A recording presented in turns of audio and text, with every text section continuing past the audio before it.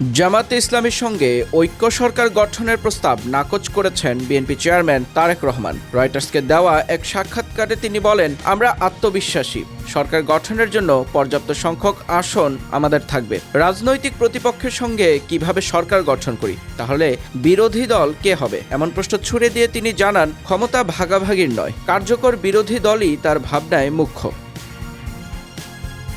সংসদে জামাতের কাছ থেকে দায়িত্বশীল বিরোধী দলের ভূমিকা প্রত্যাশা করে তিনি বলেন, গণতন্ত্র টিকিয়ে রাখতে সরকার ও বিরোধী দলের মধ্যে স্পষ্ট সীমারেখা থাকা জরুরি। শেখ হাসিনা পরিবারের রাজনীতিতে ফেরা প্রসঙ্গে তিনি বলেন, জনগণ গ্রহণ করলে যে কারো রাজনীতি করার অধিকার রয়েছে।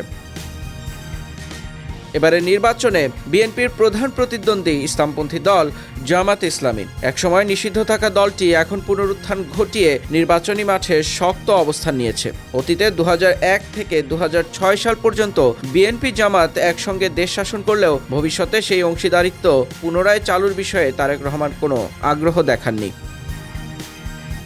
প্রায় 2 দশক লন্ডনে নির্বাসিত জীবন কাটিয়ে গত ডিসেম্বরে দেশে ফেরেন তারেক রহমান। শেখ হাসিনার পতনের পর বদলে যাওয়া রাজনৈতিক বাস্তবতায় বিএনপি এককভাবে সরকার গঠনের বিষয়ে আত্মবিশ্বাসী বলে জানান তিনি। আসন সংখ্যা উল্লেখ না করলেও তারেক রহমান বলেন, সরকার গঠনের জন্য প্রয়োজনীয় সংখ্যাগরিষ্ঠতা বিএনপির থাকবে।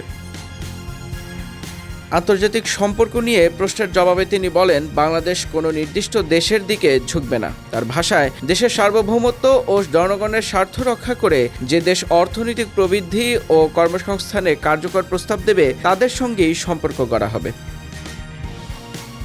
আওয়ামী লীগ নির্বাচনের বাইরে থাকায় এবারের নির্বাচন কার্যত নতুন শক্তির ভারসাম্য নির্ধারণের লড়াইয়ে পরিণত হয়েছে, যেখানে সরকার ও বিরোধী দলের ভূমিকা আলাদা রাখতেই অনড় বিএনপি নেতৃত্ব।